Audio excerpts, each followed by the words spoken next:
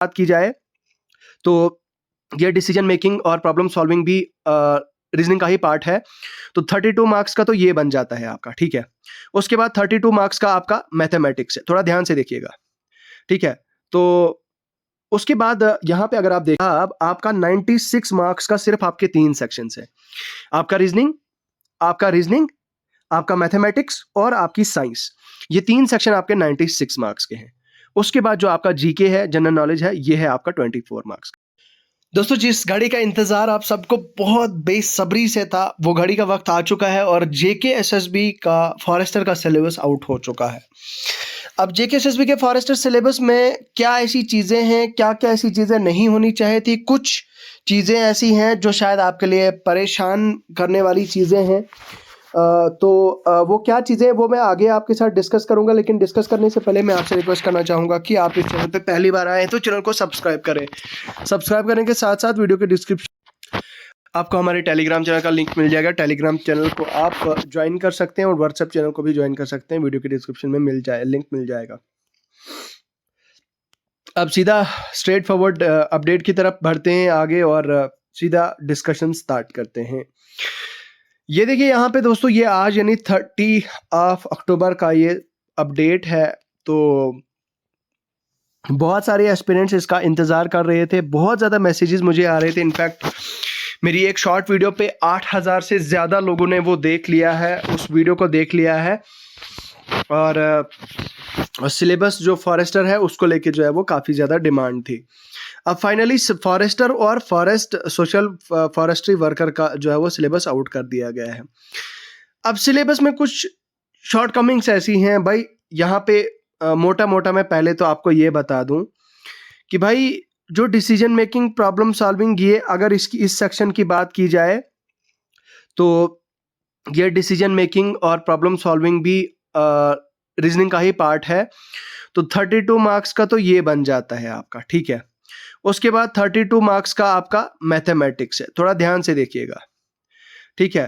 तो उसके बाद यहाँ पे अगर आप देखें 32 मार्क्स का आपका यहाँ पे ये आपकी साइंस है। दैट मीन्स उसका मतलब ये है कि भाई साहब आपका 96 मार्क्स का सिर्फ आपके 3 सेक्शंस है, आपका रीजनिंग, आपका मैथमेटिक्स और आपकी साइंस। ये 3 सेक्शन आपके 96 मार्क्स के हैं। उसके बाद जो आपका जीके है, जनरल नॉलेज है, ये है आपका 24 मार्क्स का।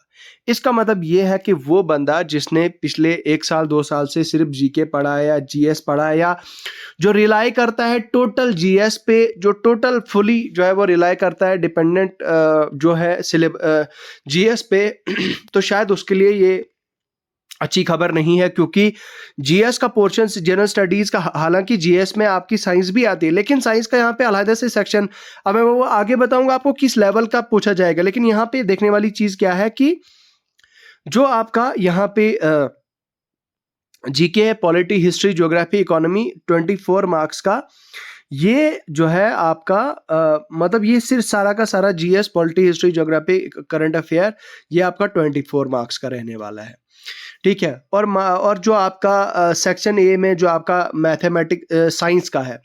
अब साइंस की जहां तक बात है तो भाई साइंस में आपके 12th स्टैंडर्ड यहाँ पे इक्वली बताया गया है कि भाई 12th स्टैंडर्ड के आपके क्वेश्चन पूछे जाएंगे। इसका मतलब ये हुआ कि 32 आपके क्वेश्चंस जो आएंगे वो आएंगे आपके फिजिक्स, केमिस्ट्री और बायो से, ठीक है। मतलब यहाँ पे अगर हिसाब लगाया जाए भाई 10 आपके फिजिक्स के होंगे, 10 आपके केमिस्ट्री के होंगे और 12 आपके बायो के होंगे। इतना तो डेफिनेटली होगा, 101% होगा।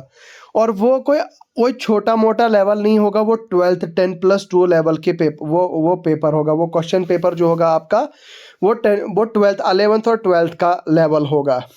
और 12th का तो भाई आप जानते हैं, 11th 12th की जो बायोलॉजी है उसका तो पता ही है आपको, फिजिक्स का आपको पता ही है फिजिक्स किस लेवल की है, केमिस्ट्री पता ही है आपको किस लेवल की है।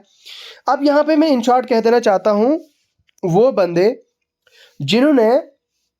जिनका मैथमेटिक्स प्लस बायोलॉजी है, बायो प्लस मैथमेटिक्स है, उनके लिए तो ये सिलेबस जो है वो कुछ भी नहीं है, ये इस सिलेबस को 1 महीने के अंदर अंदर ख़त्म कर देंगे वो।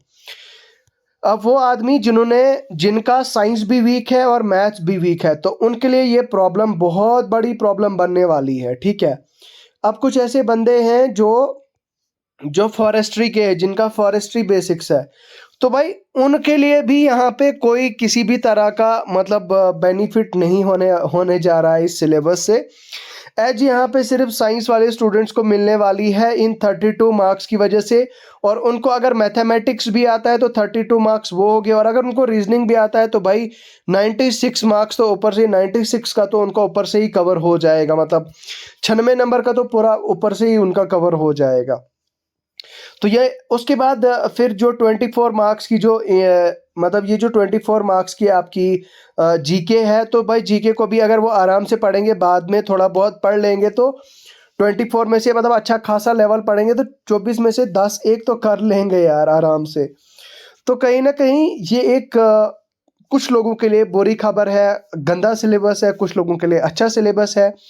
यहाँ पे एक चीज़ बता देना चाहता हूँ मैं, जो आपका मैथमेटिक्स का सिलेबस है, यहाँ पे आप देख सकते हैं, मैं थोड़ा इसको जूम इन करता हूँ।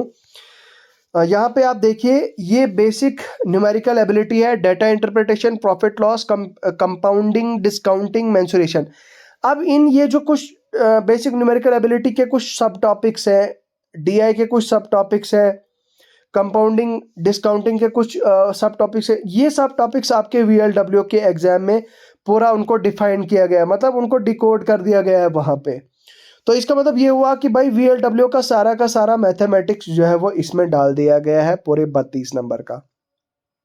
कुछ लोग सोचते हैं कि भाई जो मैथ्स है, मैथ्स को हम इग्नोर कर देंगे तो हमारा काम चल जाएगा, वीएलडब्ल्यू में हम मैथ्स को इग्नोर करेंगे, बाकी सारे स्ट्रॉन्ग करेंगे, तो वीएलडब्ल्यू में हो सकता है अगर वो 2-4 चैप्टर पढ़ के जाएंगे तो हो सकता है कहीं ना कहीं उनका जो है वो कर लेंगे।